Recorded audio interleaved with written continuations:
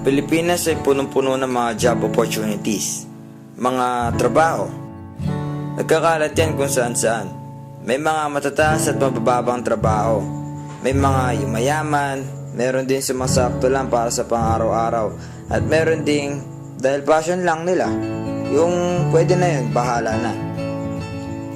At kahit kung ano pa man yan, nakakatulong yan sa pagunlad ng bansa. At syempre, mga walang trabaho, sila yung maghihirap. Hay, buhay nga naman, di pwede maging fair. At syempre, kung may trabaho, hindi mawawala dyan ang sweldo.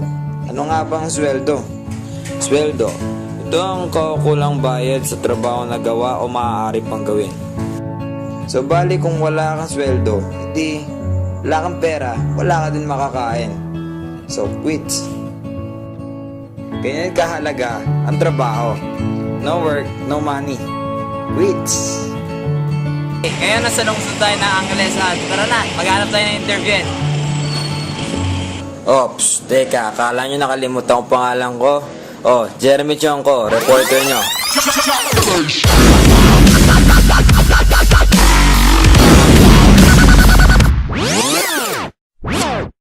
Okay, game, tara. Lipot na tayo, kaso, wait. Mapalit mo na akong damit. Uy, dyan pala kayo. Tara, let the journey begins. Let's go! Maraming uri ng lakas paggawa. Merong mahirap at merong medyo madali. Pero makikita natin na mas maraming mahirap kaysa sa madali. Dahil ito sa katamaran at kakulangan ng edukasyon. Napakasakit isipin na ito'y totoo. Halina't tuklasin natin ang masakit na katotohanan. Masakit na katotohanan. O ano, masakit no? Tara na tuklasin.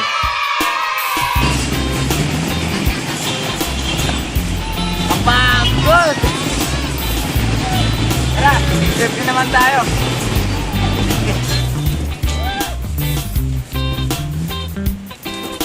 Habang naglalakad kami sa mainit na kalsada habang naghahanap ng mga interview, nakakita kami ng mga trabahador na nagpapahinga. Mga batang palaro-laro sa kalsada sa piling ng kapahamakan.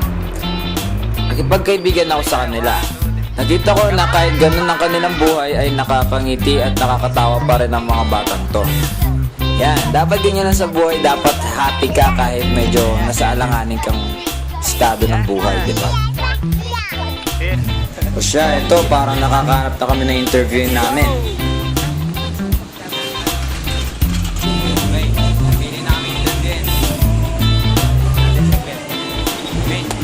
Pangungunahan ko na kayo dito rejected ako dito.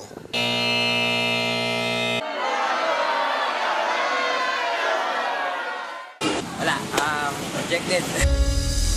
All by myself. At dahil doon, humanap ako ng pan-second attempt ko.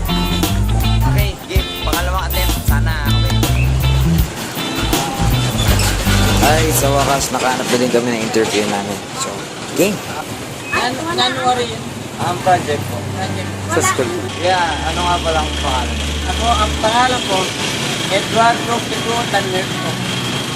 Ang tawag sa akin dito, Mr. White. Dahil, yung nag-exact dito, lagyan ko.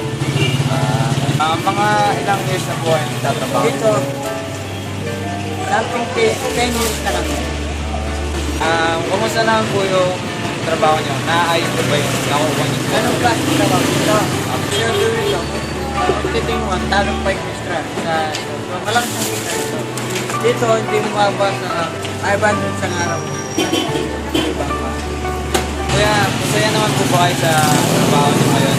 Kasi sa totoo lang, kahit anong klase ng trabaho, pag hindi ka masaya, ibig sabihin yan, hindi ka atensyon. Sa trabaho naman, kailangan, kahit anong klase ng trabaho mo, yung lagi lang ganito. Yan ang malaking bagay sa pagtatrabaho. Kahit anong piso mo, maging masaya ka. Siguro po sa tagal nyo din po dito may mga naninira or nagpapadon.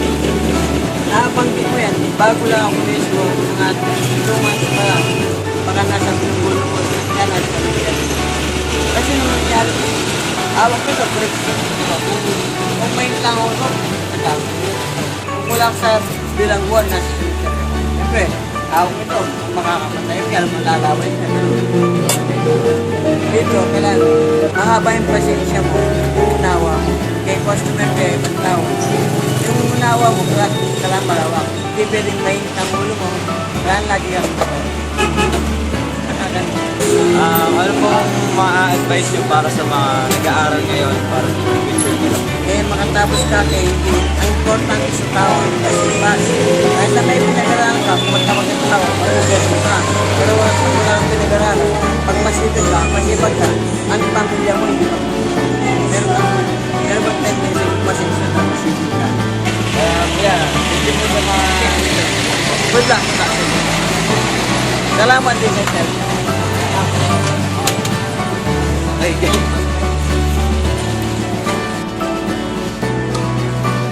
Oh, baka dami nyo natutunan. Sabihin mo wala. Oh. Hindi, sabi nga ni Mr. White, paano nga ang edukasyon kung di ka naman nagsisipag? Di ka rin naman, wala ka rin passion. Oh, like ko pa yung pinag-aralan, di ba? Oh, siya, alam kong madami kayo natutunan doon. Paalam!